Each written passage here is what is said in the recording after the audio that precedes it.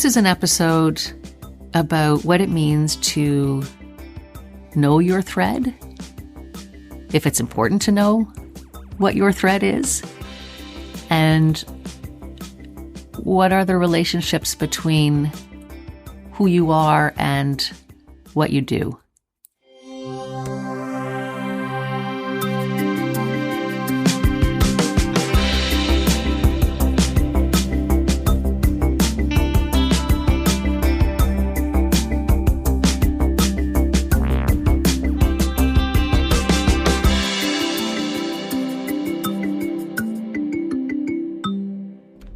Welcome to episode 94, which was inspired by a few different things, I guess, that I've experienced recently, but most particularly from a poem that I read in an email that I opened quite randomly because it was in the promotions part of Gmail, which I don't normally look at, and it was sent to me by a company that I think I might have bought one or two nice candles from in the past. I honestly can't even remember what I got from them, but as part of this promotional email, they included a poem by William Stafford called The Way It Is.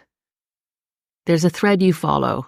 It goes among things that change, but it doesn't change. People wonder about what you are pursuing. You have to explain about the thread.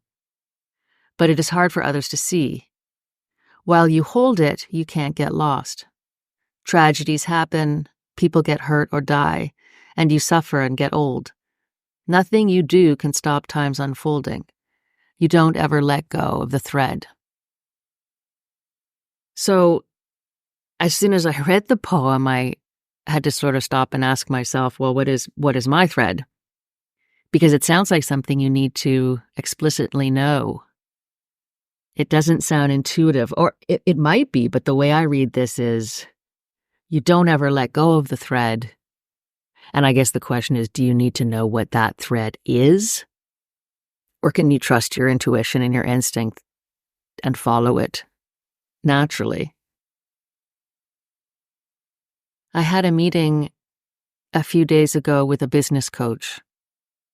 So through another project, I reconnected with an old colleague and friend. I shouldn't call her old, a current, a long-time colleague and friend who is now working as a coach, a business coach. And she was looking for a new client, and I volunteered because I've had a thought, well, most of my life, but ever more insistently now, that I need to find the synergy somehow among all of the things that I do. And really, COVID was when I was able to start exploring beyond the boundaries of the traditional work that I do, because I'm one of those people who would spend hours and hours and hours and hours and hours every day of the week working. And it really gave me a strong sense of purpose, I think, and it's a lot to do with the traditions I grew up with. So I devoted a ton of energy to work. And during COVID, for whatever reason, I guess maybe just because of some of the extra time, but I gave myself permission to explore a lot of the other things that had always interested me and never pursued because I was so busy doing all of the work stuff.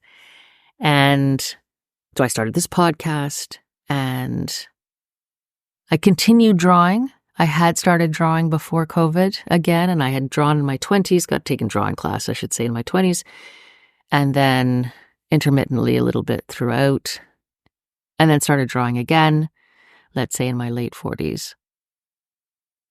I wrote a book that was work-related, kind of, about applying different principles of design to the design of learning experiences. And then I started taking all kinds of classes. Every single class that interested me, I did blacksmithing, crochet. I mean, you name it. I might have either taken a course in it or I've considered taking a course in it. And so more and more, since I started allowing myself the discretion to explore all of these different interests, I became more and more obsessed with, how can I pull these things together? What does it mean? What all these things that I do, how do they connect? And now I've edited a book on the emotional experiences of learning, and I have this podcast in year 4, and I have the consulting work that I do, and I wrote a solo performance piece, and I enjoy photography, and I enjoy drawing and collage, and how do I connect the dots? I'm like obsessed with connecting the dots. And so I met with the business coach, and when she asked me why, we had our first live conversation the other day. I said, well, I need to find the synergies. I need to connect things. I need to understand how these things all fit together and why I do them somehow, that it had to make sense to me. So important to make sense. And I told her about the poem, and I shared the poem. And the more we talked, the more she made me come to realize that that was a distraction, I think, in a way, that I'm looking for the connection among the dots. I'm a little bit obsessed with finding out why things fit together the way they do. And was that really what I needed? Was that really what I needed her help with? And the more we talked, the more I began to realize that the focus, the reason I was trying to find synergies really or connect things together, is because of the focus on what I was doing. And I actually had this awareness a while back related to some other course or workshop I must have taken, but it was always about the doing. And just even that classic, when you're getting to know somebody, so what do you do? And usually it's what do you do for work? But even if it's not what do you do for work, it's what do you do? And somehow understanding oneself or others in terms of what it is that they do each day as a reflection of, I don't know what. And then somehow I just had this moment of, why am I so concerned with what I do? Forget about even other people. Why am I so concerned about making sense of things in terms of what I do?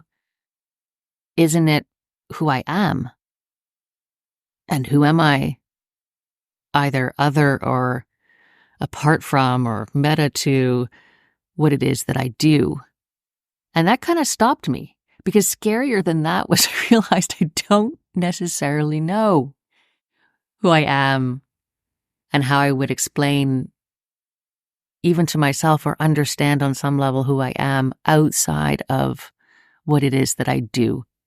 And people who know me also know that I'm sort of compulsively active. I'm always doing things, trying things to a degree where there's not a whole lot of time left over for reflection or particularly strong affinity to or capability of reflecting. So always doing. So what does it mean for someone who defines themselves in terms of what they do to step back and consider who they are? And I don't know if that resonates with you. I know there's nothing unique about me in that respect, I don't think. I think there just are people who get very taken up with what they do. And then for those of us that do, the challenge is for doing lots of disparate things that feel disconnected on some level. Is it important to find the pattern? If I had to say what my thread was, I really don't know what I would say. Do I need to have a thread? Do I need to know what it is? Can I trust that even if I can't see it, it's there? But if it's something I need to hold on to, it feels like something I'd like to know, some hint at what it is. And so the second part is, can I define that thread in terms of who I am, not just what I do? And so the conclusion of this coaching conversation that we had was, I need to figure out my brand. And that's like the marketing shticky kind of word a bit, but it's who I am. And then not necessarily that I need to make sense of all the things that I do, but maybe I can also prioritize a bit among the things that I do to channel energy most towards the things that resonate most with my brand, which I consider another way of saying who I am. So please let me know if any of that makes sense to you. If I've gone off on a total tangent, that's wouldn't be the first time that's happened. But there was something very meaningful to me around distinguishing between what I do and who I am, and hoping for some kind of congruence, but between those things. But just for someone like me, maybe someone like you, to tap into who you are. Thank you, as always, for listening. If you have any feedback, please send it to me, vulnerabilitylifeart@gmail.com, or on Instagram @vulnerabilitylifeart.